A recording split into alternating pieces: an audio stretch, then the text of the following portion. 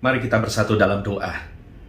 Tuhan Yesus, terima kasih hari ini kami betul-betul bersyukur sama Tuhan. Kami masih bisa berkumpul bersama-sama beribadah, belajar firman, memuji menyembah Tuhan, menikmati berkat Tuhan, menikmati hadirat Tuhan. Dan hari ini kami akan menikmati sajian firman kebenaran. Dan kemudian kami akan kembali mendeklarasikan unity kami, covenant kami, persatuan ikat janji kami dengan Tuhan yang dimeteraikan oleh korban tubuh dan darah-Mu lewat sakramen perjamuan kudus. Sebab itu mari Tuhan buka setiap hati kami, buka telinga kami, bukan cuma supaya kami mendengar, tetapi kami mengerti pengharapan apakah yang ada di dalam kami, yang dibayar dengan sangat mahal oleh pengorbanan tubuh dan darah Yesus. Janji apakah yang ada bagi kami, yang tersimpan di dalam pengorbanan, kematian dan kebangkitan Yesus yang dibayar lunas. Berita gembira apa yang kami terima oleh karena berita Injil. Dan urapilah hamba-Mu, sembunyikan jauh di belakang salib-Mu, supaya hamba-Mu dapat menyampaikan kebenaran dengan sejelas mungkin, dengan sesederhana mungkin. Dan berikan hamba-Mu lidah bibir yang tidak mencuri kemuliaan-Mu, tetapi betul-betul hanya untuk mencerdaskan jemaat, supaya setiap orang yang bertelinga mengerti dan mendengar apa yang Roh sedang katakan kepada jemaat-jemaat. Dan buat kami sadar, kami sedang hidup di zaman apa, dan apa yang harus kami lakukan pada zaman ini. Di dalam nama Yesus Kristus Tuhan, amin, amin. Terima kasih Brother Jim sudah memimpin kita dalam doa pujian dan penyembahan. Shalom, selamat berjumpa kembali dengan seri pengajaran akhir zaman, saudara-saudara. Dan hari ini kita akan belajar tentang masa tribulasi, tribulationem dalam bahasa Latinnya, masa tribulasi. Nah, masa tribulasi adalah masa aniaya besar, dan itu juga adalah masa pemerintahan si antikris atau antikristus itu.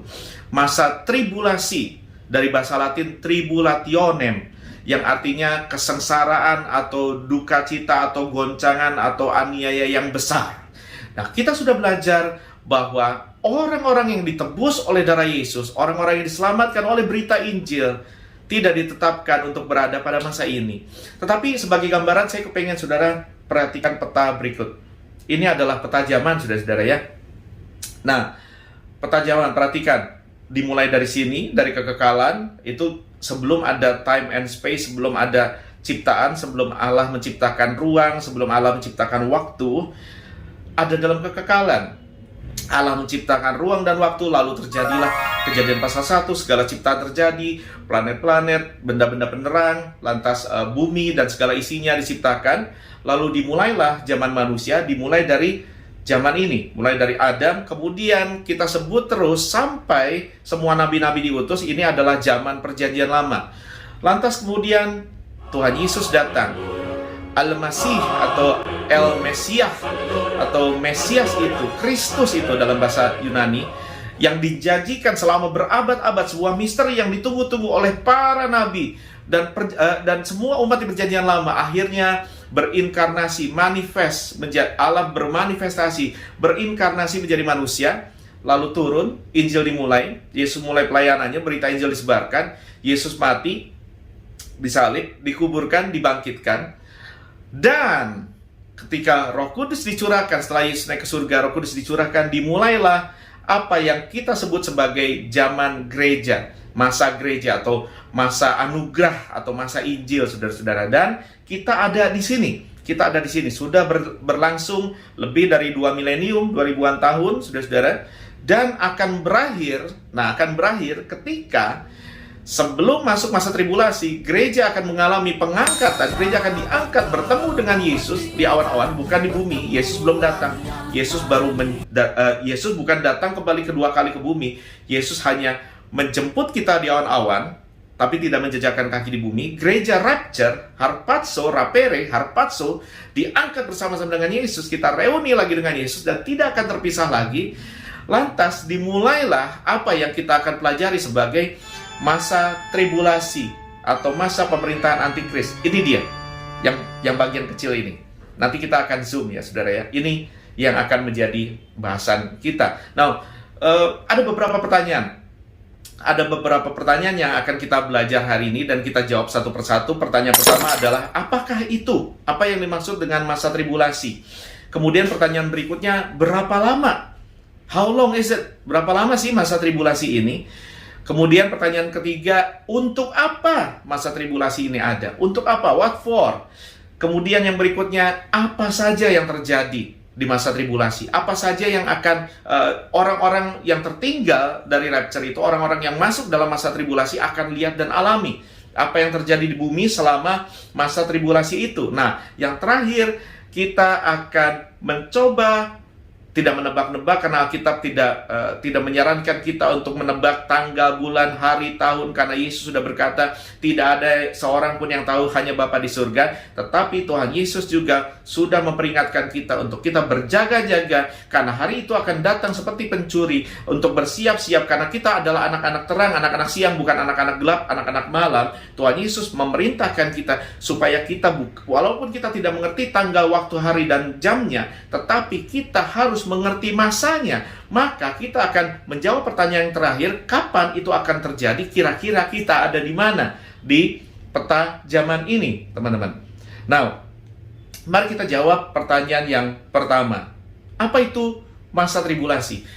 Tadi sudah saya jelaskan, masa tribulasi atau tribulationem adalah masa kesengsaraan besar, masa penyiksaan besar yang sebetulnya adalah bagian dari masa disiplin Allah terhadap Israel. Masa tribulasi adalah bagian akhir dari masa disiplin panjang, masa pemurnian panjang yang Allah lakukan terhadap umat Israel, umat perjanjian lama, kakak sulung kita, saudara-saudara. Dan berakhirnya masa anugerah atau zaman gereja, atau zaman kasih karunia, zaman Injil, saudara, berakhir. Dan ini semua berjalan bersamaan, dan pencurahan final dari murka penghakiman Allah atas semua umat manusia yang menolak Dia. Jadi masa ini akan berakhir, saudara. Hidup kita, masa anugerah zaman gereja akan berakhir, dan kita akan memasuki masa tribulasi, yaitu masa di mana Allah akhirnya akan mencurahkan murkanya atas semua manusia yang selama ini seperti memberikan jari tengah kepada Tuhan dan memberontak dengan hidup semau-maunya, memberontak terhadap perintahnya, memberontak terhadap kekudusannya. Dan Allah akan berkata, enough is enough. Nah, pengajaran hari ini sayangnya ada dua ekstrim. Yang satu, agama mengajarkan Allah sebagai hakim yang murka, hakim yang marah-marah, tidak ada baik-baiknya, serem, dan sukanya menghukum. Tetapi pengajaran berikutnya yang sangat ekstrim, yang kita sering, yang dalam dunia teologi, dalam istilah teologi disebut antinomianism, pengajaran yang membuat orang beriman sepertinya tidak tahu hukum Allah dan tidak perlu hidup dalam hukum Allah, hidup semau-maunya karena toh ada kasih karunia.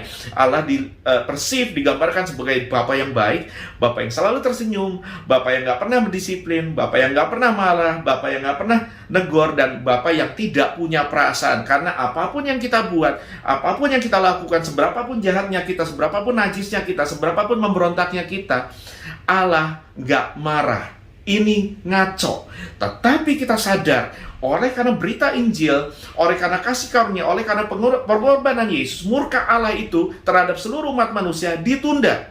Termasuk masa pemurnian terhadap Israel ditunda. Ada gap, ada penundaan yang besar yang sampai hari ini sudah berlangsung selama lebih dari 2000 tahun, lebih dari 2 milenium.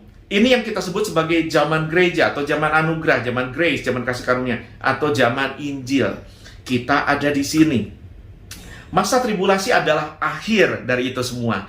Ketika masa anugerah, masa gereja, masa Injil ini berakhir, zaman gereja berakhir, maka dimulailah masa pemurnian terakhir, 7 tahun terakhir dari Israel, dan masa di mana murka Allah akhirnya dicurahkan buat semua umat manusia.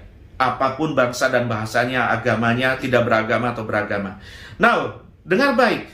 Di masa tribulasi ini, gereja Tuhan tidak akan dihukum. Kita sudah di rapture, karena gereja Tuhan adalah kumpulan orang-orang yang diselamatkan oleh anugerah Tuhan Yesus Kristus dari murka Allah. Itulah gunanya Injil, itulah gunanya Yesus mati, itulah gunanya pengorbanan Yesus, itulah Evangelion itu, Injil itu, kabar gembira itu, kabar baik itu. Kabar baiknya adalah Barang siapa yang percaya kepadanya tidak akan binasa, melainkan beroleh hidup yang kekal. Tidak akan dibinasakan dalam murka Allah. Kenapa? Karena dosa orang-orang yang percaya dan bertobat dan mempertuhankan Yesus sebagai Tuhan dalam hidup sehari-hari sudah dihapuskan dan tidak diingat-ingat lagi.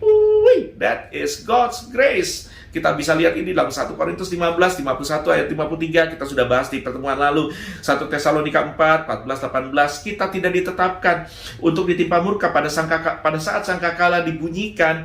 Orang yang mati di dalam Tuhan lebih dahulu bangkit. Kita yang masih hidup, ketika Tuhan Yesus menjemput gerejanya, kita akan juga diubahkan dalam sekejap mata, diangkat bersama-sama Dia di awan permai. Ini belum kedatangan Yesus yang kedua, itu belum second coming, karena Yesus tidak menjejakkan kaki di bumi. Second coming adalah, kalau Anda lihat di peta nanti, second coming, kedatangan Yesus kedua kali adalah turunnya Yesus bersama kita, gereja Tuhan, umat Tuhan sepanjang abad zaman dan bangsa, kembali ke bumi untuk terakhir kalinya membinasakan setan dan si antikris dan tentaranya itu untuk selama-lamanya. Nah, saudara, 1 Tesalonika 5 ayat 9 kita sudah belajar pada pertemuan yang lalu, karena Allah tidak menetapkan kita untuk ditimpa murka, tetapi untuk beroleh keselamatan oleh Yesus Kristus Tuhan kita. Ini Injil, ini kabar baik. Kalau saudara belajar ini hari ini, selesai ini, Anda akan makin bersyukur, Anda akan berlimpah-limpah dalam ucapan syukur betapa Anda sudah diselamatkan oleh Injil kasih karunia. Dan yang kemudian menjadi efeknya, yang saya doa ini terjadi dalam hatimu, bukan cuma Anda berlipat ganda dalam ucapan syukur, tetapi Anda bergairah, Anda merasakan urgensi, mendesaknya, betapa semua orang yang Anda kenal, yang Anda kasih harus mendengar berita Injil, harus diselamatkan oleh Tuhan Yesus Kristus. Alkitab juga mencatat dalam perjumpaan yang lalu kita sudah belajar bahwa masa tribulasi ini adalah hari Tuhan. Hari Tuhan, kalau disebut hari Tuhan adalah hari murka Tuhan. Yesaya 2 ayat 12, Tuhan menetapkan suatu hari di mana semua orang akhirnya akan dihukum. Saat ini belum, karena oleh kasih karunia, oleh zaman anugerah, zaman gereja, masa hukuman itu ditunda. Penundanya sudah lama ya, sejak Allah pertama kali menghukum dengan air bah. Lantas Allah berkata, tidak lagi dengan air bah, aku tidak akan membinasakan manusia lagi dengan air bah. Aku kasih tanda perjanjian, tanda rainbow, tanda pelangi. Nah, rainbow hari ini dipakai oleh orang-orang yang tidak takut Tuhan untuk mempertahankan gaya hidup yang memberontak, seperti memberikan jari tengah kepada Tuhan dengan gaya hidup yang najis, yang homoseksual dan segala macam pencemaran, dengan berkata bahwa sudah ada rainbow, Allah tidak akan menghukum kita lagi, kita bebas. Ini adalah dusta dan ini adalah pemberontakan nyata. Now, nanti akan tiba pada hari itu, di mana hari Tuhan akan mencurahkan murka keadilan Tuhan terhadap semua pelanggaran manusia yang selama ini dapat dispensasi. Ini zaman gereja adalah zaman dispensasi, saudara ya. Zaman anugerah, zaman Injil adalah zaman dispensasi. Kita juga belajar bahwa the Great Tribulation, masa tribulasi ini adalah masa siksaan yang besar. Matius 24 ayat 21, Tuhan Yesus sudah menggambarkan di sini, ini sudah menceritakan ini kepada kita. Ada satu siksaan yang kita berharap tidak akan pernah kita alami, karena siksaan ini lebih berat dari semua siksaan, semua perang, semua aniaya, semua kerusuhan yang pernah terjadi, semua pembantaian yang pernah terjadi di planet bumi. Masa tribulasi adalah masa yang jauh lebih parah dari itu. Nanti kita baca ayatnya. Lalu Alkitab juga menyebut ini sebagai masa kesusahan Yakub. Masa kesusahan Yakub. Yakub adalah Israel. Ingat, setelah Yakub bergumul dengan Allah, namanya diganti menjadi Israel. Yeremia 30 ayat 7 mengatakan, hai, alangkah hebatnya hari itu, tidak ada taranya. Itulah masa kesusahan bagi Yakub, tetapi ia akan diselamatkan darinya. Jadi, saudara harus ngerti, tadi saya sudah jelaskan, masa tribulasi adalah ujung dari masa pemurnian Allah terhadap Israel. Oleh karena Israel begitu berdosa, begitu banyak salahnya, mereka melawan hukum Allah, mereka melawan hukum Taurat, mereka menolak nabi-nabinya, mereka membantai nabi-nabinya, bahkan akhirnya mereka juga membantai anak Allah sendiri. Sebuah masa pemurnian di mana Israel dimurnikan dari segala dosa pelanggaran mereka. Dan masa ini akan berlangsung, nanti kita akan baca ayatnya, ayat pokok kita adalah di Daniel pasal 9. Masa pemurnian ini berlangsung selama 490 tahun. Tetapi 490 tahun masa pemurnian Israel itu akan berhenti tiba-tiba, akan tertunda, ada gap, ada jeda, dan hanya baru berlangsung selama 483 tahun, sehingga masih tersisa ujungnya, yaitu 7 tahun. Nah, 7 tahun terakhir di ujung ini, itu yang kita sebut sebagai masa tribulasi. Nah, pertanyaan berikutnya, berapa lama Pak masa tribulasi ini? Tadi saya sudah bilang berkali-kali, saudara pasti sudah dengar. Masa tribulasi ini akan berlangsung secara harfiah, secara literal. Masa tribulasi ini akan berlangsung selama 7 tahun. Selama 7 tahun. Dimulai kapan? Sejak gereja diangkat, berjumpa dengan Tuhan Yesus, berkumpul lagi dengan Tuhan Yesus. Tuhan Yesus belum datang ya, tapi kita yang mendatangi Yesus. Dan berlangsung sejak itu, Antikris muncul, menyatakan dirinya, menandatangani perjanjian damai dengan negara Israel. Waktu nubuatan Alkitab ditulis, saudara, negara Israel sudah tidak ada, bangsa Israel sudah tidak ada, sudah kocar-kacir. Tapi di zaman kita hidup hari ini, di tahun ini, 2021, negara Israel secara ajaib, setelah dihukum Tuhan selama begitu lama, pada tahun 1949, dari segala bangsa mereka berkumpul lagi. Bangsa yang sudah mati itu hidup lagi. Bangsa yang sudah mati itu berdiri lagi. Dan berdirilah negara Israel. Beberapa opa-oma kita sempat ngalami. Lantas, saudara-saudara, Yerusalem kembali lagi ke tangan mereka pada tahun 1967. Ini zaman papa mama saya, papa mama kita pernah ngalami. Dan mereka masih hidup bersama-sama dengan kita hari ini. Dan kemudian, saudara-saudara, si Antikristus itu, kita akan belajar minggu depan, akan menandatangani perjanjian damai selama 7 tahun.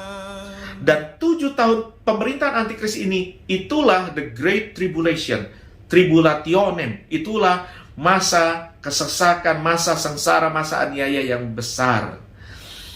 Lantas masa itu akan diakhiri dengan Jesus second coming, dengan kedatangan Tuhan Yesus kali kedua ke bumi, menjejakkan kaki di bumi. Tuhan Yesus akan datang sekali lagi bersama, tidak sendiri, dengan semua bala tentara surga, bersama dengan semua orang-orang salehnya, bersama dengan orang kudusnya, dari segala abad, zaman, dan bangsa, mulai dari umat Tuhan di perjanjian lama sampai gereja Tuhan di perjanjian baru. Ini kita akan ada di situ, saudara-saudara ya. Nah, berikutnya, untuk apa? Untuk apa masa tribulasi? Masa tribulasi dihadirkan Tuhan, akhirnya akan terjadi selama 7 tahun untuk yang pertama, untuk akhirnya menghakimi dunia, seluruh dunia, atas semua dosa-dosa mereka. Sekali lagi, ini bukan penghakiman terhadap orang Kristen, ini penghakiman dunia. Untuk orang Kristen, dosa-dosa kita sudah selesai di kayu salib. Yesus berkata, tetelestai, sudah selesai, it is done. We're saved, kita selamat oleh anugerah. Haleluya. Tetapi seluruh dunia yang hidup memberontak melawan Allah, yang memaksa diri untuk terus menikmati dosa, bahkan yang kemudian menolak Injil kasih karunia, menolak masa grace, masa gereja, masa anugerah, menolak Injil, menolak Tuhan Yesus Kristus, Isa al-Masih atau Yeshua el-Masiyah, akhirnya Allah akan berkata, enough is enough. Now, segala hukuman yang ditunda sejak air bah selesai, kemudian akan dilanjutkan dengan api, kata surat Petrus. Dulu dunia, manusia dimusnahkan dengan air, kemudian yang terakhir akan dengan api. Itu sebabnya Anda akan merasakan urgensinya. Kalau kita sudah diselamatkan oleh Injil kasih karunia, betapa mulut kita, hidup kita, cerita kita, postingan kita, semua harus menceritakan tentang ini kepada semua orang yang belum terima Injil, semua orang yang belum kenal Yesus, semua orang yang belum percaya Yesus. Anda akan merasakan urgensi yang saya rasakan. Now, yang kedua, untuk apa? God will again, untuk sekian kalinya Allah akan kembali. Lihat betapa sabarnya Allah kita, betapa sabarnya Bapa kita. Allah akan sekali lagi extend his hand of grace. Allah akan sekali lagi mengulurkan tangan kasih karunia-Nya kepada umat perjanjian yang lama, umat yang dulu nenek moyang mereka membuat perjanjian dengan Allah, tetapi kemudian melanggar terus. Dalam kesabarannya, dalam kasih karunia-Nya, Allah mengulurkan tangan sekali lagi. Bahkan sekalipun anak Allah Yesus sudah dibunuh oleh mereka, Tetapi Allah mengulurkan tangannya, kata Zakaria 13 ayat 7-9, dia terus mengulurkan tangannya, supaya Allah terus mengulurkan tangannya, Allah terus berusaha supaya mereka tidak binasa semuanya, karena Allah adalah Allah yang memegang perjanjian. He's the God of covenant. He's a covenant keeping God. Allah kita adalah Allah yang memegang janjinya, yang memegang perjanjiannya. Dia bukan Allah pendusta. Manusia boleh berdusta, orang Israel boleh berdusta, orang Kristen pun seringkali juga masih bergumul dengan hal itu. Tetapi Allah yang setia, yang sudah berjanji, dia menepati, dia terus mengulurkan. Dan dalam kitab Wahyu, ini yang saya pahami, dalam kitab Wahyu dicatat, Wahyu 7 ayat 1-4, Anda akan lihat dari Zakaria 13, akan ada sepertiga dari orang Israel di masa kesesakan itu, di masa tribulasi itu, yang akhirnya akan menerima Yesus Kristus sebagai Tuhan Juru Selamat mereka. Akhirnya, ingat hari ini mereka masih menolak. Sejak Yesus disidang di hadapan Pontius Pilatus, mereka berkata, salibkan dia, biar darahnya tertumpah atas kami dan keturunan kami. Dan betul itu digenapi. Selama masa anugerah bagi kita, itu masa pemurnian buat mereka. Nah, saudara-saudara, kemudian akan bangkit dari orang-orang Israel ini, dari orang-orang Yahudi ini. Kita mencatat, kitab Wahyu mencatat, Wahyu 7 ayat 1-4 mencatat ada 144.000 penginjil yang luar biasa di akhir zaman, di masa tribulasi, di mana mereka akan memberitakan Injil dan memenangkan sebanyak mungkin jiwa. Nah, saudara-saudara, kalau dikatakan 144.000, itu bukan, saya percaya itu bukan betul-betul harfiah 144.000. Ingat, Israel itu ada 12 suku. Nah, Alkitab seringkali memakai kata pengulangan nomor, pengulangan angka untuk menggambarkan sebuah jumlah yang banyak. Seperti ketika ada orang bertanya, Tuhan Yesus, berapa kalikah aku harus mengampuni seseorang? Tuhan Yesus bilang, ya 70 kali 7. Artinya 70-nya ada 7. Nah, 7 itu bicara angka sempurna. Jadi bukan 49 kali dalam sehari, tetapi banyak kali, berkali-kali. Sama di kitab Wahyu ini juga, ketika dikatakan bahwa akan ada orang Israel sebanyak 144.000 yang percaya Yesus dan kemudian menginjil dengan luar biasa, itu tidak tepat 144.000 harfiah. Ini yang saya percaya, karena bangsa Israel ada 12 suku. Jadi kalau Alkitab menceritakan bahwa akan ada sepertiga dari mereka, akan ada banyak dari mereka yang bertobat, 12 sukunya ada 12.000. Nah, ini pelipat gandaan, saudara ya. Sebuah pengandaian lewat angka untuk sebuah jumlah yang banyak. Berapa nanti sepertiga dari Israel yang diselamatkan akhirnya percaya Yesus? Ada 12 sukunya, ada 12.000. 12 kali 12.000 ya 144.000, saudara ya. Begitu.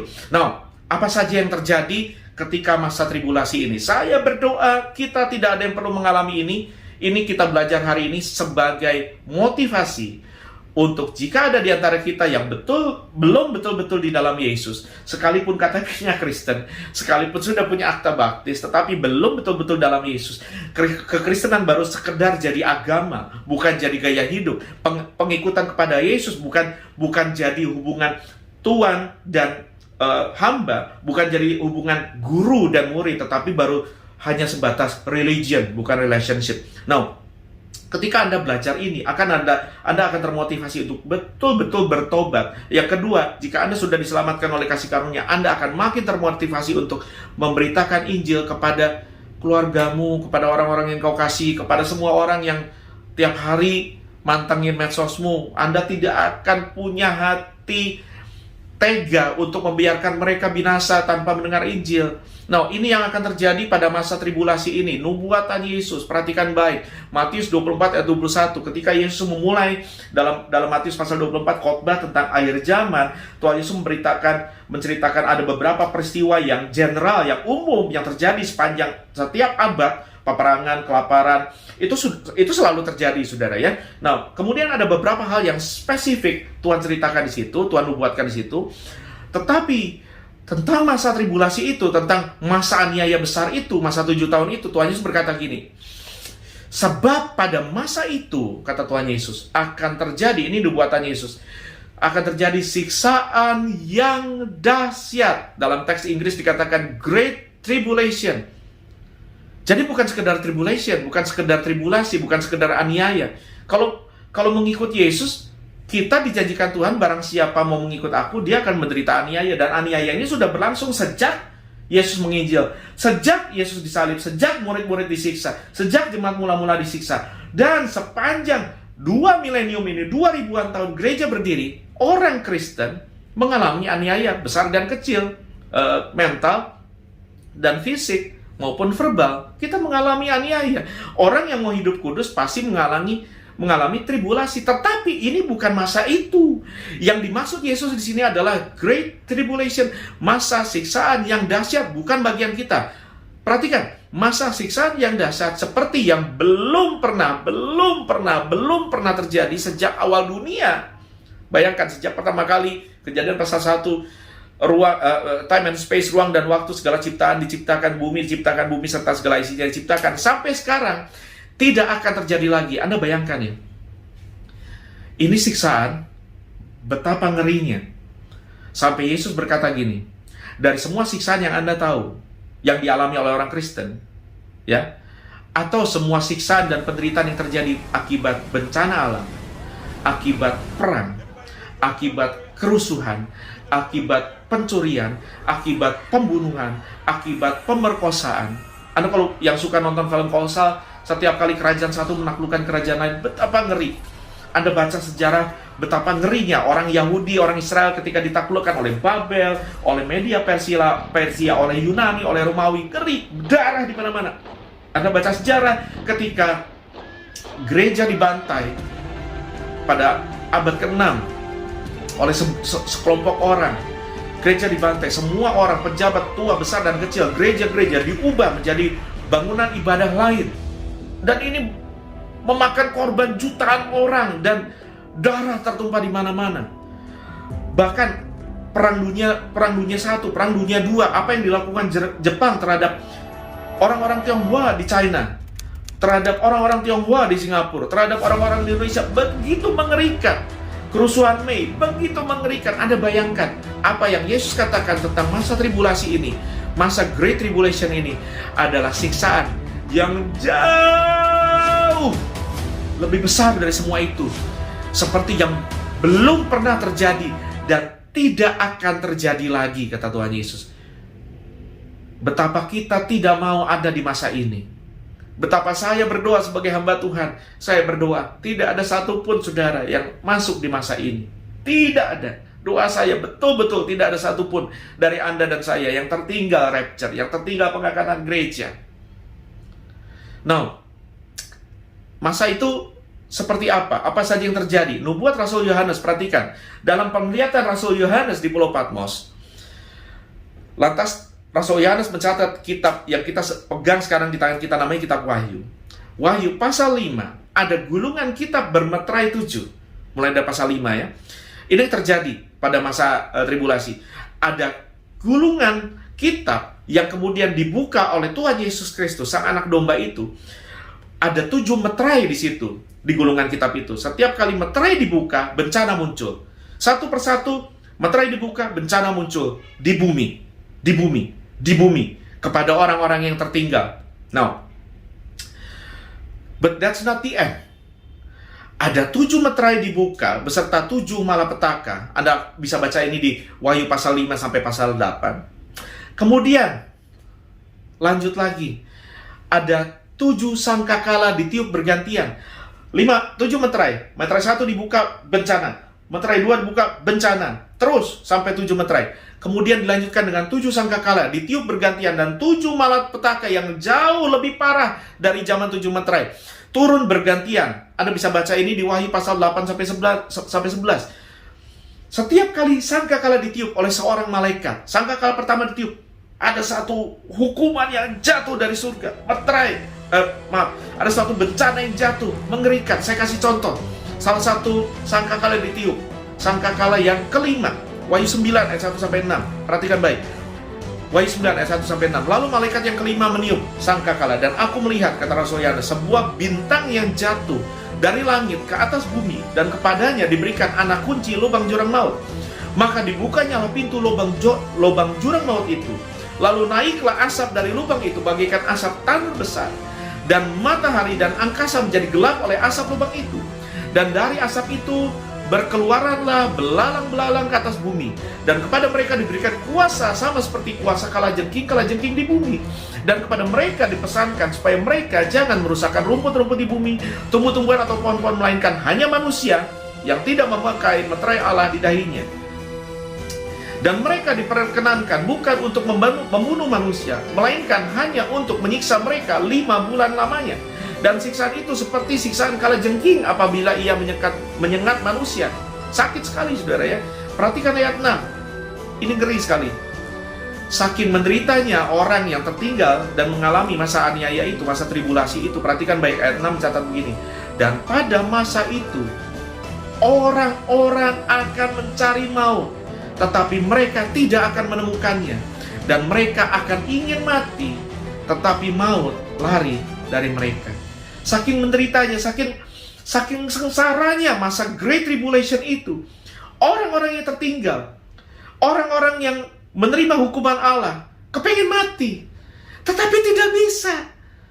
Mereka mau bunuh diri, mereka nggak bisa mati. Mereka loncat dari jurang, mereka nggak bisa mati. Mereka bakar diri, mereka nggak bisa mati. Yang mereka cuma bisa nikmati adalah siksaan demi siksaan. Ini masa 7 sangkakala. Sudah selesai? Belum selesai. Berlanjut dengan apa? Masa 7 cawan murka Allah. Wahyu 15 ayat 5 sampai 8. Lanjut dengan pasal 16, Anda bisa baca. Akhirnya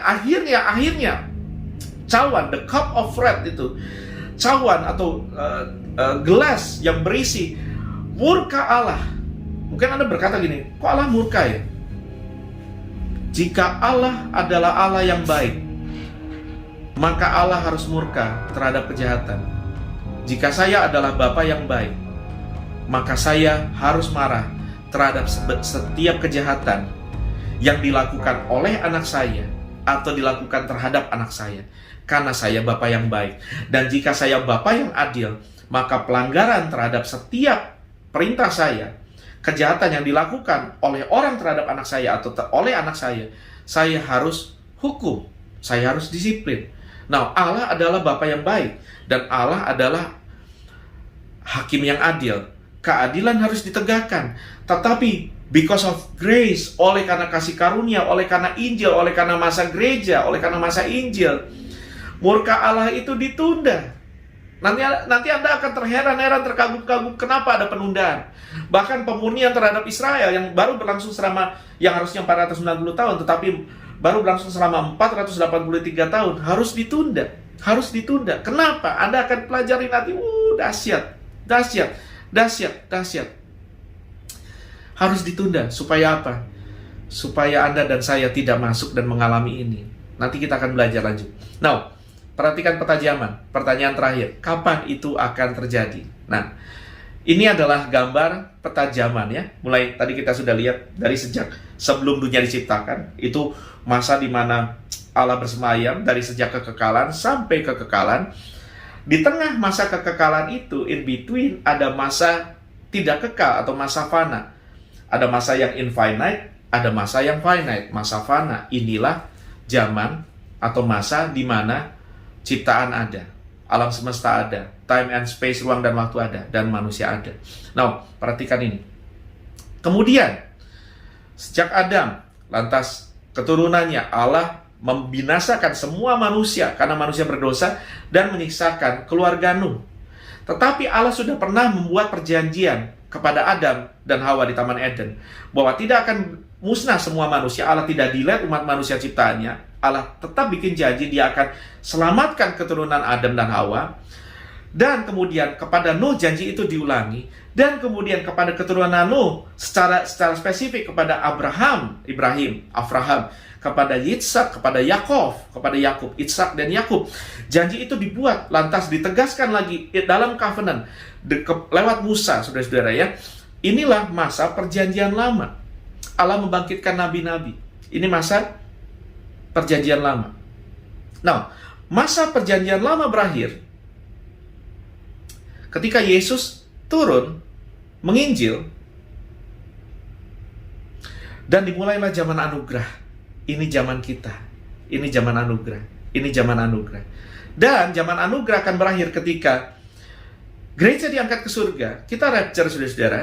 Dan dimulailah zaman antikris atau masa tribulasi. Perhatikan baik yang kecil ini. Nah, sekarang saya akan zoom. Perhatikan baik, saya akan zoom bagian peta ini ya. Saya zoom. Oke. Di tengah-tengah zaman perjanjian lama, perhatikan Daniel 9 ayat 24 sampai 26. Nah, kenapa harus membahas Daniel? Kenapa harus membahas masa pemurnian Israel? Karena ada hubungannya dengan masa tribulasi. Perhatikan baik. Daniel 9 ayat 24 sampai 26. Nah, bagian ini akan menjadi penjelasan detail kita. Nah, saya betul-betul rindu Anda, kalau yang tidak sempat mencatat, rekaman ini akan diupload ke YouTube. Anda bisa ulang, nonton lagi, sampai Anda paham ya. Perhatikan baik. Ayat 24, saya mulai. Jadi, begini saudara ceritanya. Sebelum Anda baca ayat 24, saya ceritakan begini. Bangsa Israel, kerajaan Israel di utara, kerajaan Yehuda di selatan, yang sudah terpecah itu, dikalahkan oleh Babilonia, oleh Babel.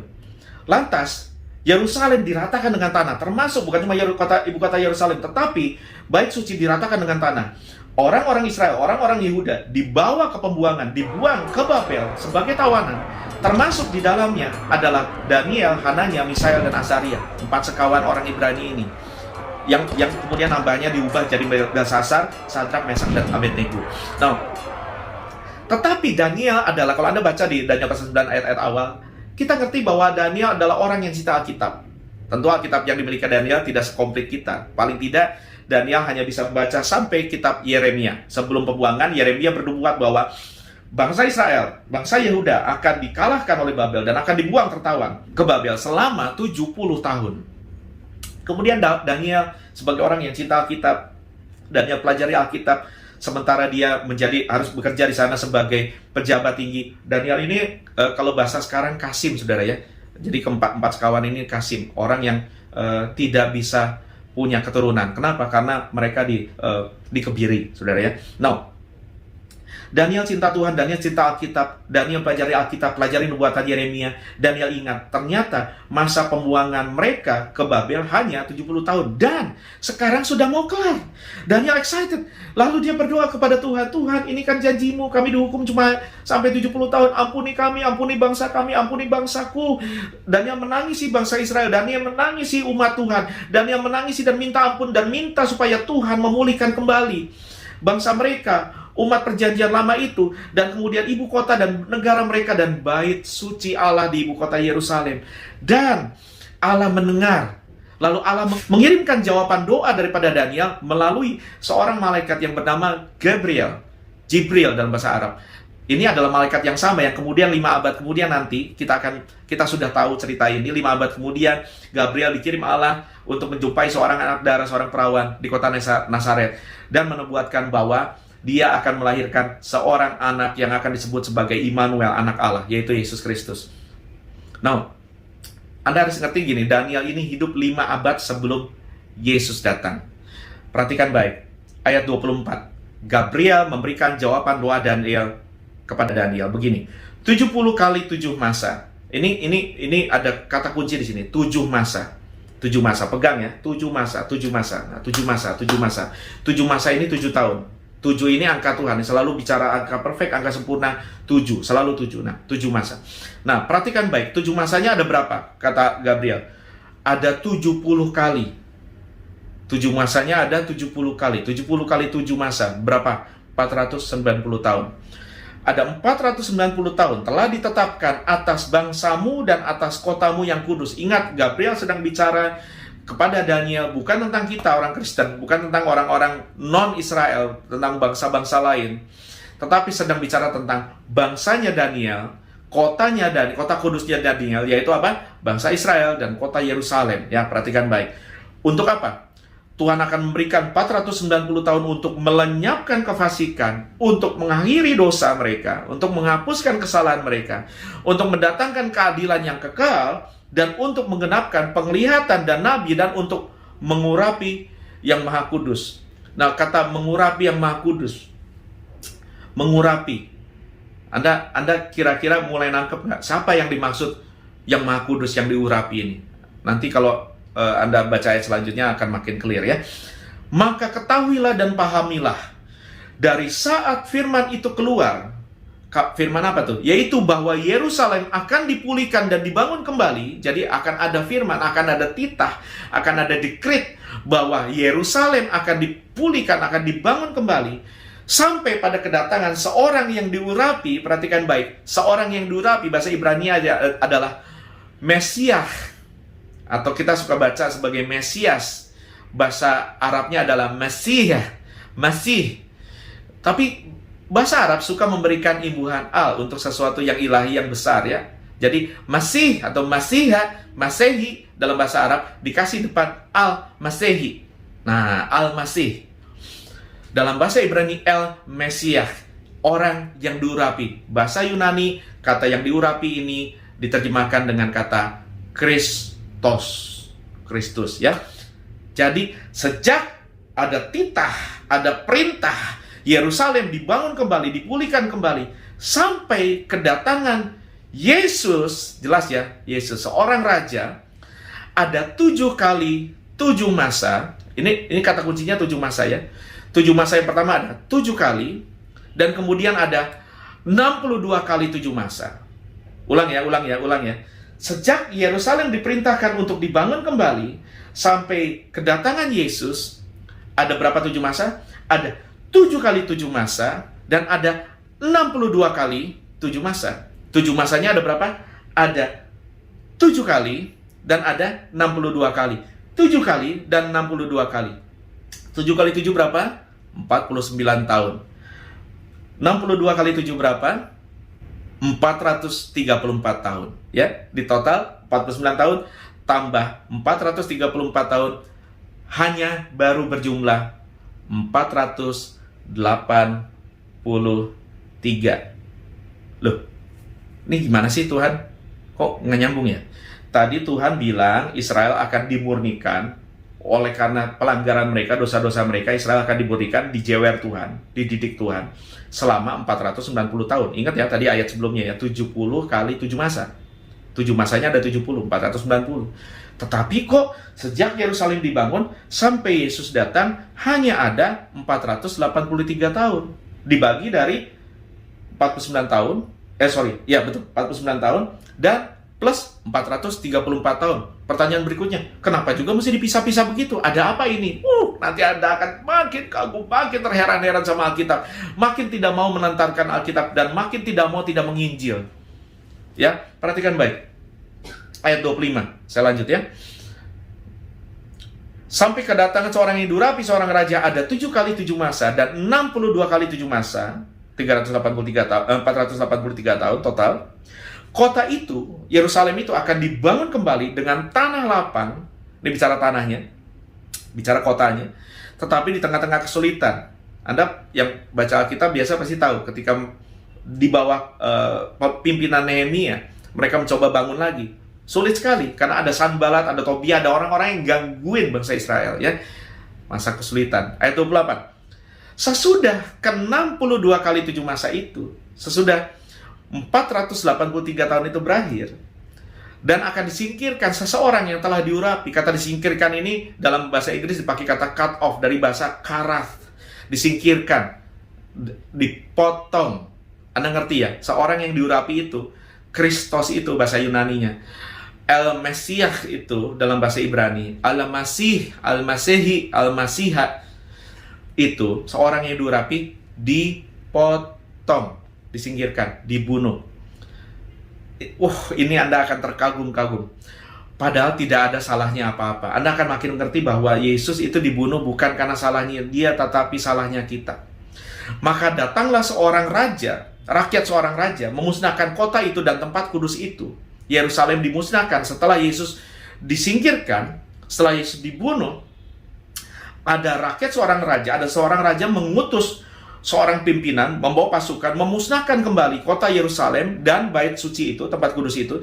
Tetapi raja itu akan menemui ajalnya dalam air bah, dan sampai pada akhir zaman akan ada peperangan dan pemusnahan seperti yang telah ditetapkan. Kemudian ayat 27, raja itu akan membuat perjanjian itu menjadi berat bagi banyak orang selama, nah ini tadi kan kepotong 483, saudara. Ada gap yang banyak sejak ayat 26 sampai ayat 27. Ada gap yang panjang. Sejak rakyat seorang raja datang memusnahkan Yerusalem, memusnahkan bait suci, sampai ada raja lagi yang akan membuat perjanjian dengan bangsa Israel. Ingat, ini nubuatan ini sedang bicara kepada bangsamu Daniel dan kota kudusmu Daniel. Ini bukan bicara tentang kita, bicara tentang orang Israel. Perhatikan baik, akan ada raja yang dibangkitkan pada akhir masa itu untuk membuat perjanjian dengan bangsa Israel, dan perjanjian itu menjadi berat bagi banyak orang selama 1 kali 7 masa. 1 kali 7 masa. 7 masanya ada satu, berapa? 7 tahun. Kita dapat 483 tadi, ada gap yang panjang, kemudian di akhir itu, setelah gap itu, ada 7 tahun terakhir. Inilah masa tribulasi, inilah zaman antikris. Dan perhatikan baik, masa tribulasi ini akan dipecah dua.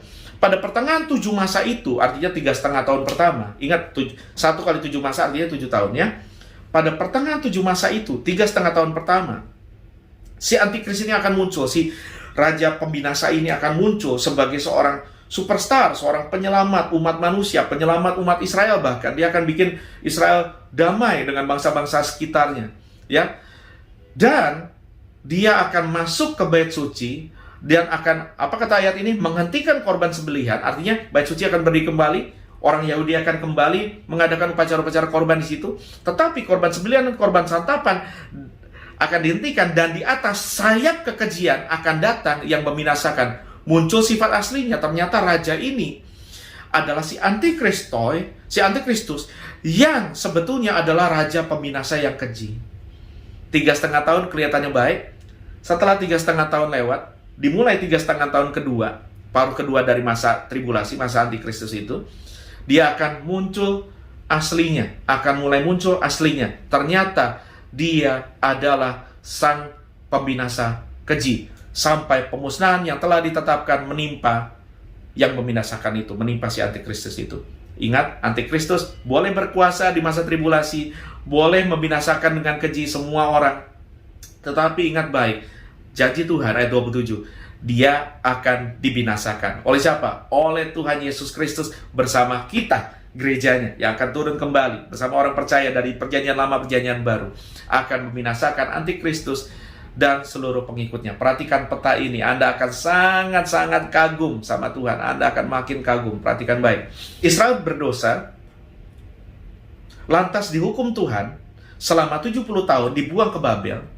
Nah, kemudian masa penghakiman itu, masa penghukuman di Babel itu berakhir sesuai nubuatan Yeremia.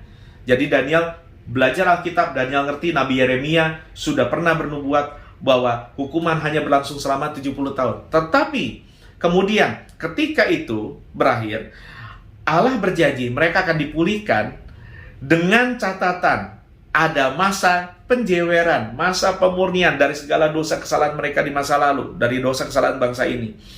Masa pemurniannya berapa lama? Tadi kita baca di ayat 24, ada 7 masanya, ada berapa lama? 70 kali 7 masa, 490 tahun untuk memurnikan Israel dari segala dosa dan pelanggaran itu.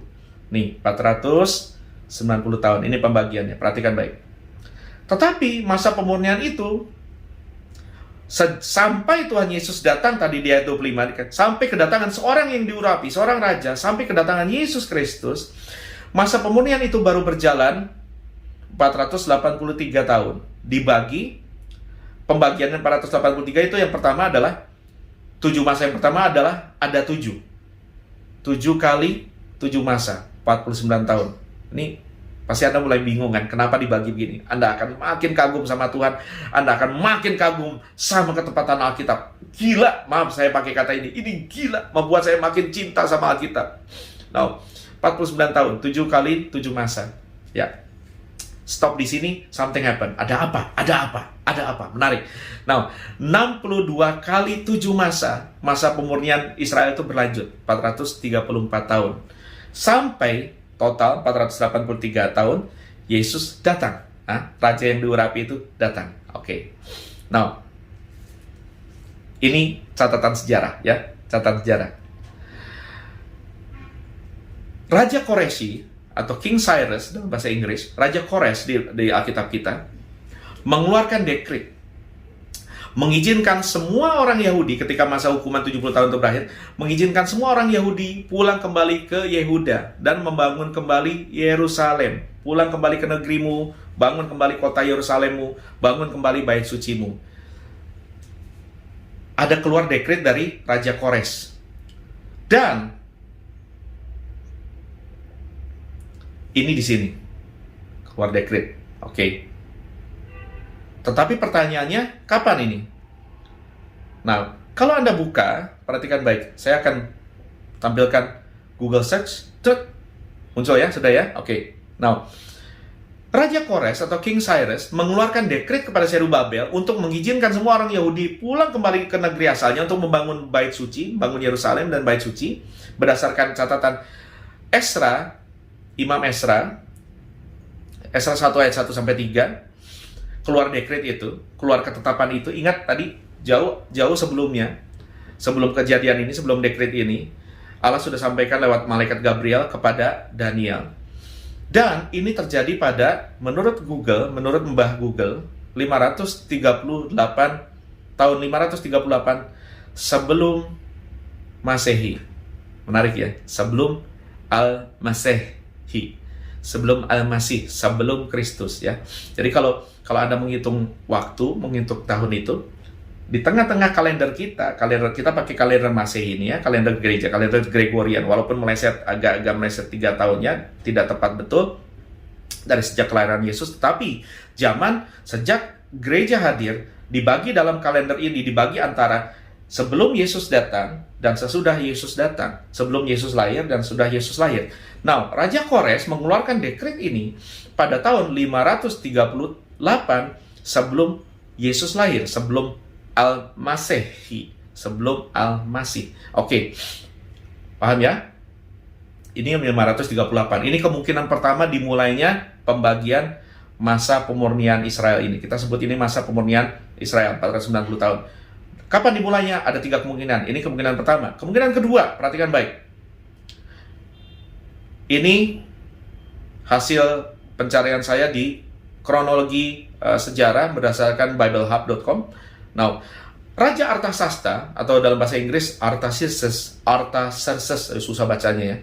Ini terbukti oleh segala prasasti di luar Alkitab, ada semua ya, peninggalan-peninggalan sejarah ada semua.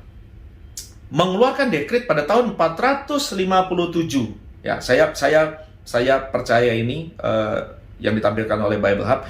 457 sebelum Yesus, sebelum Masehi, sebelum Al-Masih, memerintahkan Esra, Anda pasti pernah dengar orang ini ya, Esra, untuk kembali membangun umat Israel. Jadi yang dibangun people-nya. Kalau tadi baru temple-nya, ini people-nya. Esra 7 ayat 11 sampai 26. Nah, ada kemungkinan ketiga. Pada tahun 445 sebelum Masehi, pada tahun 445 sebelum Masehi, sebelum Yesus, raja yang sama, Raja Artaxerxes, memberikan izin. Nah, baru izin ya, cuma izin, bukan dekret lagi. Dekretnya tadi yang pertama Raja Kores, yang kedua Raja Artaxerxes, dekret ya, titah raja. Sekarang Raja Artaxerxes 445 sebelum Masehi memberikan izin kepada Nehemia, yang kemudian jadi bupati itu. Kita tahu Nehemia ya, ada kitabnya ya, untuk mulai membangun tembok Yerusalem. Ya, kita sering baca ini, sering nyanyi ini, sering dengar khotbah tentang pembangunan tembok Yerusalem. Di Nehemia 2 ayat 1 sampai 8 Anda bisa baca itu. Now, saya percaya kalau Allah berkata, "Aku akan memurnikan Israel," yang dimaksud itu bukan tanahnya, bukan negerinya, bukan kotanya, bukan baitnya, bukan temboknya, tetapi orangnya. Yang dimaksud umat Allah itu, umat Israel itu adalah orangnya, the people. Thus, saya percaya titik pemurnian ini, mulai 490 tahun ini, dimulai pada tahun 457 sebelum Masehi. Anda akan makin kagum. Wait a minute, tunggu ya, Anda akan makin kagum ya. Now, perhatikan baik. Ayat 25 kan tadi bilang begini, akan ada pemurnian terhadap bangsa Israel 490 tahun dimulai 7 masa yang pertama dimulai berapa lama? 70 kali 70 kali 7 masa total 490 tahun dimulai dari 7 kali 7 masa. Ayat 25. 7 kali 7 masa. Oke. 49 tahun. Oke, perhatikannya, 49 tahun. Now, banyak ahli Alkitab, ahli teologi, banyak ahli arkeologi percaya, ini kita tampilkan tampilan BibleHub.com, bahwa Tuhan Yesus memulai pelayanannya ketika Anda ingat ya, waktu Tuhan Yesus mulai pelayanannya, sebelumnya dia lahir lantas nggak ngapa-ngapain, sepi ya, belum menginjil. Tapi kemudian ketika secara resmi dia memulai pelayanan pemberitaan Injilnya dengan karya-karya yang ajaib, dimulai ketika dia dibaptis di Sungai Yordan, kemudian turunlah pengurapan itu dalam bentuk burung merpati, Roh Kudus turun. Itulah dimulai deklarasi Allah terhadap semua orang bahwa inilah anak yang kukasihi, kepadanya aku berkenan, inilah orang yang kuurapi, inilah Al-Masehi, inilah El-Mesiah, inilah Kristus. Dimulai pelayanan Yesus. Ahli percaya ini terjadi pada tahun 27 Masehi. Perhatikan baik. 27 Masehi.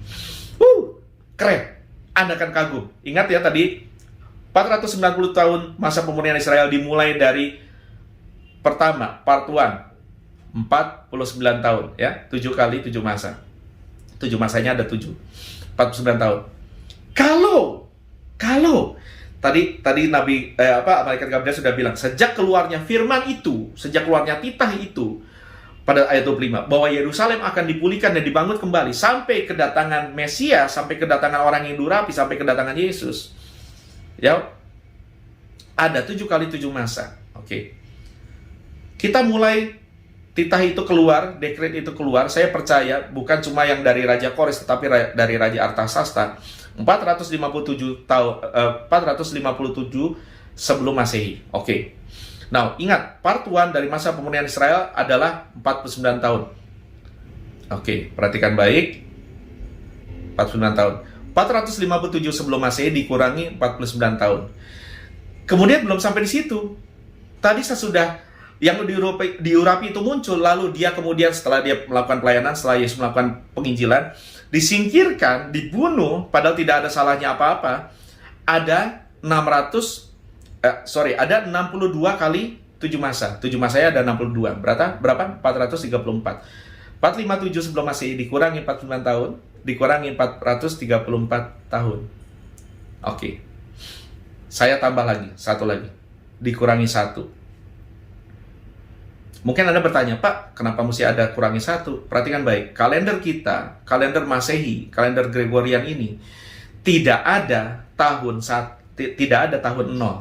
Dari tahun 1 sebelum Masehi sampai tahun 1 Masehi itu tidak 2 tahun, itu cuma 1 tahun. Oke, ngerti ya? Karena permulaan Masehi dimulai bukan dari tahun 0, tetapi dari tahun 1. Ya, tidak ada tahun 0 di sini. Berarti ada -1 dalam penghitungan kalender kita. Oke. 457 sebelum Masehi kurang 49 tahun, kurang 430 tahun, kurang 1. Anda akan kaget. Wow, dahsyat Alkitab, dahsyat. Kita dapat tahun berapa Yesus muncul? Tahun 27 Masehi. Wow. Lalu kenapa pembagian masa pemurnian Israelnya harus begini? 490 tahun adalah 49 tambah 434 tambah 7 tahun antikris nanti terakhir ya. Kenapa? Now, perhatikan lagi. Saya akan tampilkan ini. Oke. Pembangunan umat Israel dan Yerusalem akhirnya selesai di bawah pimpinan Nehemia pada zaman Raja Darius kedua.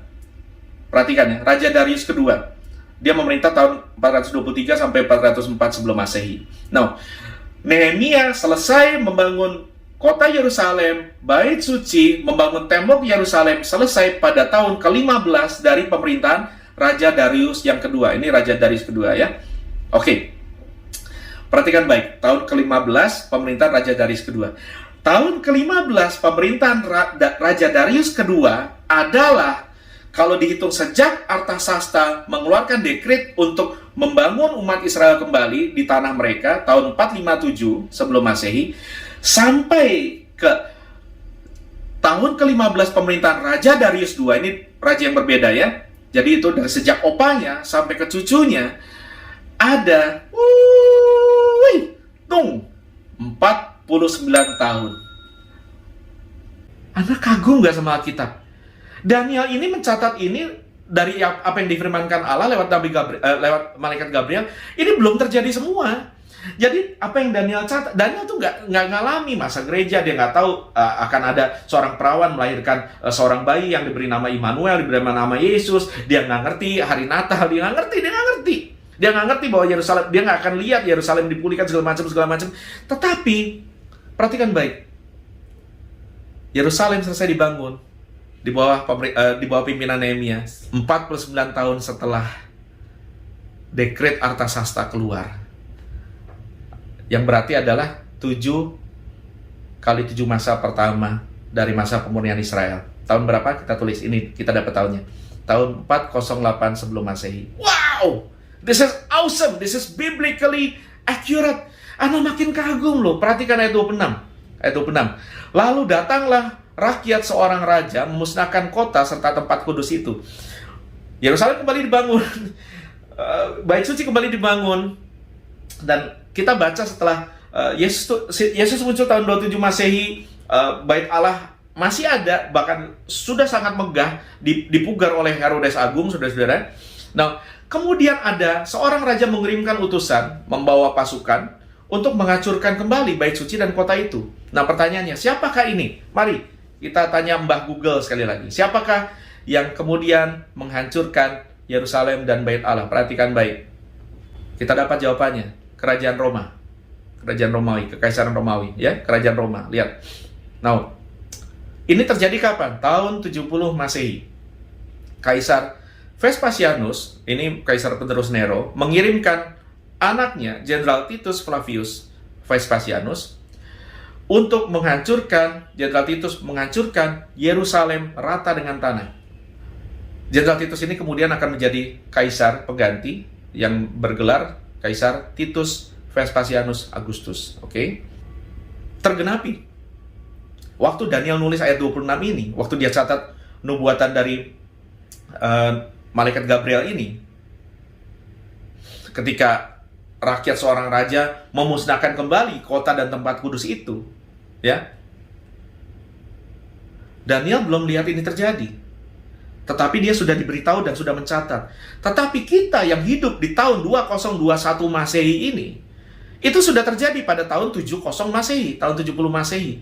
Dan berdasarkan sejarah, kalau Anda lihat di ibu kota Roma, bahkan dibangun sebuah Arch of Triumph, sebuah gerbang kemenangan yang merayakan keberhasilan Jenderal Titus menghancurkan Yerusalem dan merampas semua harta Bait Suci dibawa ke ibu kota Roma. Itu ada reliefnya. Saya tampilkan. Ini. Lihat, ada kaki Dian, menorah. Ini lambang negara Israel sampai hari ini. Semua harta Bait Suci dibawa ke ibu kota Roma oleh Jenderal Titus yang kemudian menjadi Kaisar Titus. Ya. Now, sampai di sini Anda masih kagum kan? Perhatikan baik. Sekarang,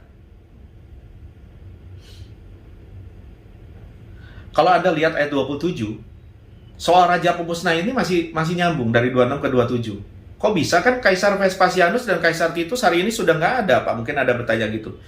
Tetapi kan gini, saudaraku, teman-teman. Tadi kan total 49 tahun masa pemurnian, tambah 434 tahun masa pemurnian. Baru total masa pemurnian 483 tahun. Padahal Tuhan janji bahwa Israel akan dimurnikan 490. Artinya kurang berapa? Kurang 7 tahun. Inilah dia. Perhatikan peta. Inilah masa 7 tahun sisa. Oke? Ada jeda nih. Nah, ini masa hukuman terakhir bagi bangsa Israel ya. Masa pemurnian bagi bangsa Israel. 490 tahun total akan digenapi oleh 7 tahun masa tribulasi, 7 tahun masa antikris ya.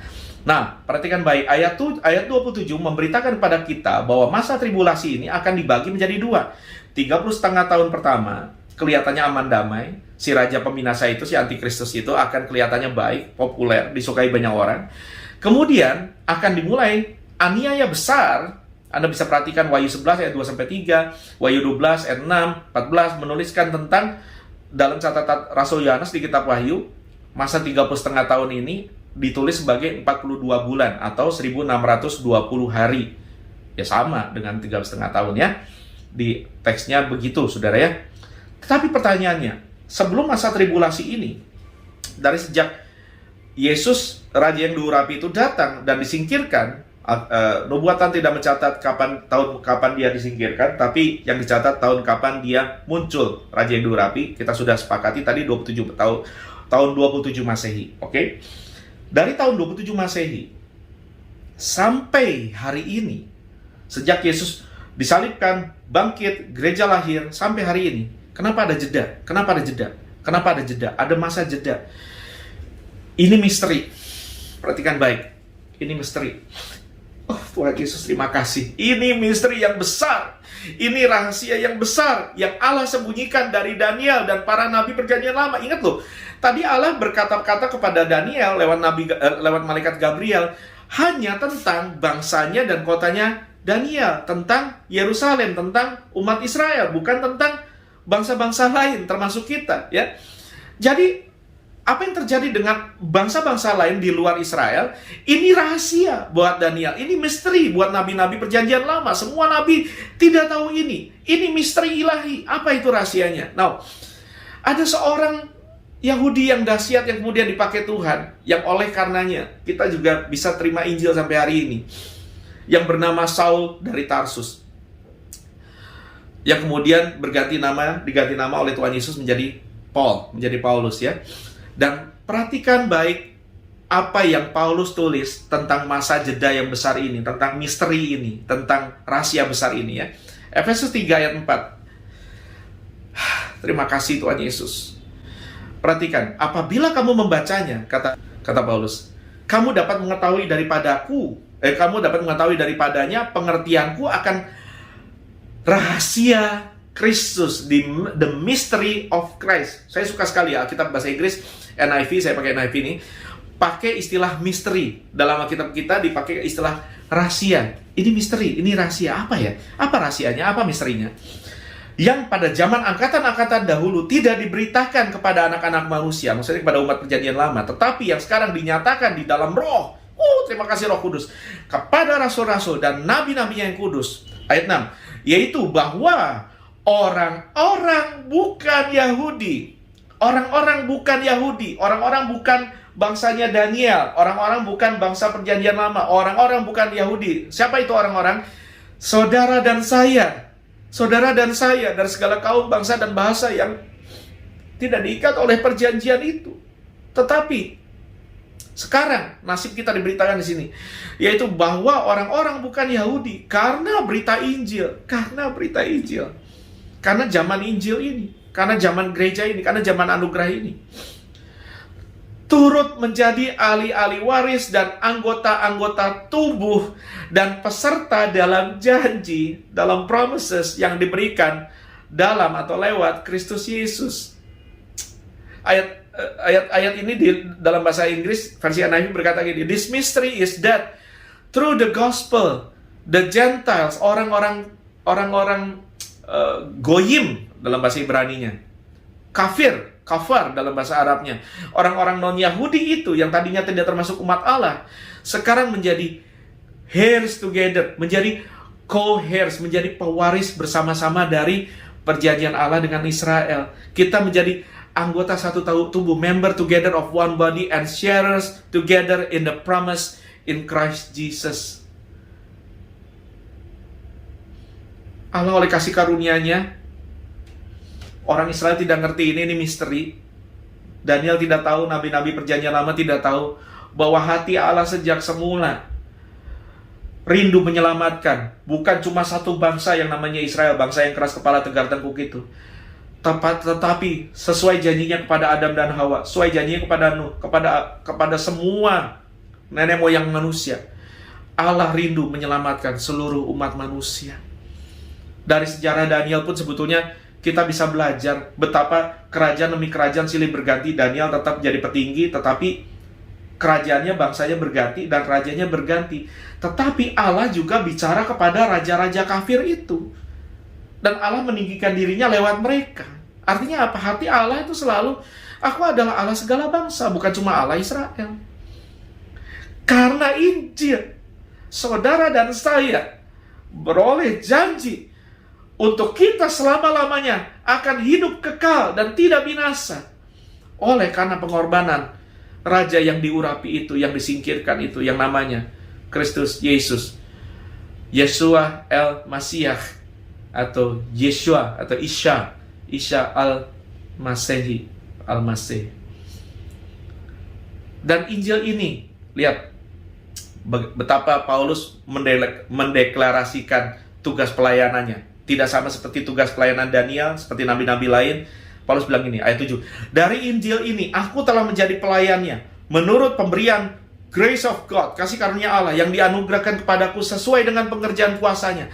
Kepadaku, yang paling hina di antara segala orang kudus yang telah dianugerahkan kasih karunia ini, untuk memberitakan kepada orang-orang bukan Yahudi, kepada kita, apa yang diberitakan Paulus?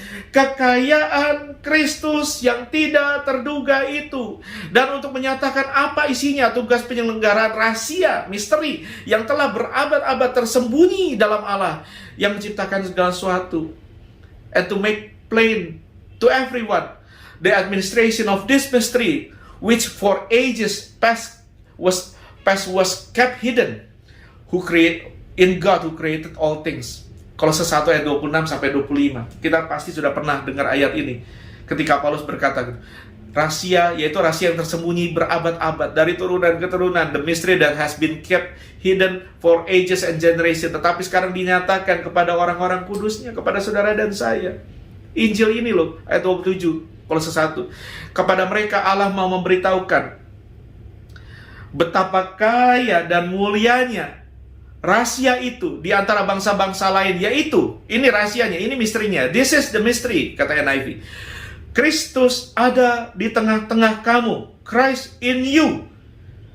Kristus yang adalah pengharapan akan kemuliaan. Christ in you, the hope of glory.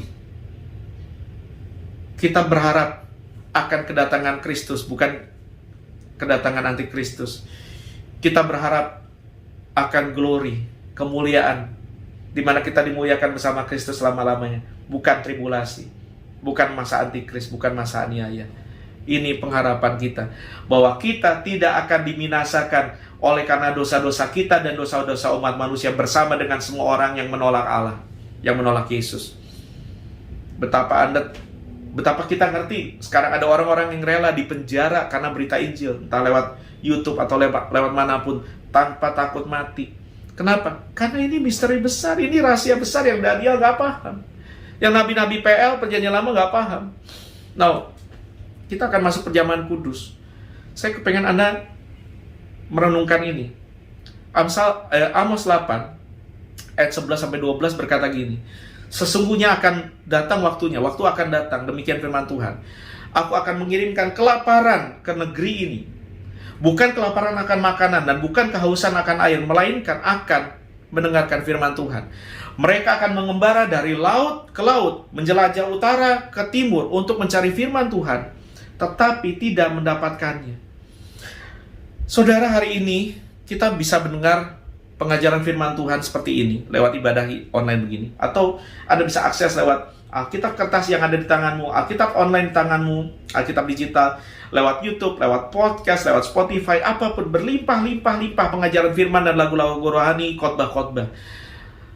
Jangan sia-siakan Alkitab ini, saudara, jangan.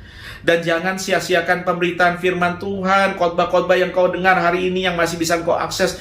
Jangan sia-siakan, karena ini masih tersedia dengan limpahnya, karena akan datang masanya, semua itu akan hilang lenyap. Tidak akan ada lagi khotbah, tidak akan ada lagi Alkitab, tidak akan ada lagi kemanapun kau cari, tidak akan kau jumpai, dan kau hanya bisa menangis menyesal. Dan bahkan mau mati pun tidak bisa. Kalau hari ini kita dengar khotbah, ibadah online males-malesan, dengar khotbah nggak konsen, ini semua akan di-stop. Dan Anda akan, kalau Anda tertinggal, Anda mau cari ke ujung bumi manapun, Anda tidak akan jumpai lagi pemberitaan firman Tuhan. Kenapa? Karena umat Tuhan yang sejati, orang Kristen sejati, gereja Tuhan yang sejati sudah diangkat. Ya, jangan sia-siakan masa anugerah, masa gereja, sebab masa gereja anugerah ini akan berakhir. Injil akan berhenti disebarkan, gereja akan diangkat, rapture, Roh Kudus akan kembali ke surga, dan pintu pertobatan pun akan ditutup. Ini di sini. Ketika gereja rapture, kesempatanmu untuk cari khotbah, untuk belajar Alkitab, untuk dengar firman, dan untuk bertobat, habislah, sudah. Jangan sia-siakan masa gereja ini, masa anugerah ini, masa Injil ini, masa grace ini. Karena hanya di masa inilah kita bisa sebanyak mungkin melayani Tuhan dan sesama. Nanti setelah diangkat, rapture, atau setelah ada yang tertinggal, saya doa nggak ada ya, maka Anda sudah tidak bisa melayani lagi. Kalau Anda mau pulang dan ada sesuatu yang Anda bisa bawa pulang ke surga, depositomu nggak bisa ikut, mobil mewahmu, rumahmu, hartamu nggak bisa ikut, kekasihmu nggak bisa ikut, apapun tidak bisa Anda bawa, jabatan, popularitas nggak bisa. Cuma satu yang Anda bisa bawa di hadapan Tuhan. Tuhan, ini semua ceri lelahku, ceri cintaku, pelayananku selama di bumi, baik di gereja maupun di tengah masyarakat, bagi Tuhan dan sesama. Cuma itu yang bisa Anda bawa pulang. Kalau sekarang Anda mau melayani Tuhan dan sesama masih hitung-hitungan, baik di dalam gereja maupun di tengah masyarakat, masih hitung-hitungan, kenapa gue melulu, kenapa gue mulu, gue capek. Mungkin Anda tidak mengerti betapa besar anugerah masa jeda itu, masa anugerah itu, masa Injil itu. Betapa besar kehinaan dan pengorbanan Yesus yang tersedia demi keselamatanmu. Orang yang menyadari betapa berdosanya dia dan betapa besar anugerah Allah akan melayani dengan gila-gilaan, tanpa hitung-hitungan, karena Allah nggak pernah hitung-hitungan dengan Anda. Seringkali kita pengen terima yang terbaik, tetapi hitung-hitungan sama Tuhan. Hari ini kita bertobat, dan hari ini kita bertobat dari tidak memberitakan Injil. Hari ini kita akan beritakan Injil kepada sebanyak mungkin orang. Mari kita siapkan hati kita untuk masuk dalam perjamuan kudus. Mari kita berdoa. Tuhan Yesus, saya mohon, bangkitkan sukacita yang dari Injil itu sekali lagi ketika kami belajar petajaman dan mengetahui bahwa ada zaman tribulasi yang tidak diuntukkan untuk kami. Zaman tribulasi adalah zaman murka Allah dicurahkan buat semua manusia, dan 7 tahun terakhir masa pemurnian atas Israel, supaya sisa Israel diselamatkan dan gereja Tuhan diangkat ke awan-awan permai. Tuhan, saya berdoa sebagai hamba-Mu. Hamba sudah lakukan bagianku. Hamba baca, gali, doa, kupas Alkitab, riset sana sini, bongkar buku. Dan tanpa lelah hamba berusaha untuk sebanyak mungkin memberikan makanan roti hidup, makanan firman kepada jemaat-jemaat, kepada umat-Mu. Tetapi responnya adalah di hati mereka masing-masing. Hamba-Mu berdoa, pemberitaan firman-Mu ini tidak sia-sia, tidak jatuh ke tanah yang kering, melainkan jatuh ke tanah yang subur dan membuahkan buah yang lebat. Bukan cuma membuahkan pertobatan pribadi, tetapi membuahkan api Injil yang membakar hati mereka buat keluarga, buat teman-teman, dan buat jiwa-jiwa terhilang di luar sana. Mereka yang tiap hari berseliweran di depan muka mereka, mereka yang tiap hari berseliweran di depan medsos mereka, yang membaca status mereka. Biar semua jemaat ngerti bahwa Injil, misteri Injil ini tersedia bukan cuma buat kami, tapi buat semua orang. Dan kami mau deklarasikan sekali lagi penyatuan kami dengan karya salib Yesus lewat tubuh darah Yesus. Perjanjian misteri itu yang sudah di-reveal kepada kami, yang Daniel nggak ngerti, yang Nabi Pel nggak ngerti, yang Musa nggak ngerti, tapi tersedia buat kami. Injil kasih karunia oleh pengorbanan Yesus tersedia buat kami. Kami mau declare sekali lagi lewat roti dan anggur ini betapa kami punya misteri kasih karunia lewat Injil Yesus Kristus, lewat pengorbanan Yesus. Terima kasih Tuhan. Amin, amin, amin. Mari siapkan roti dan anggur. Saya persilakan Saudara Jim untuk kembali memimpin pujian sebelum kita masuk perjamuan kudus.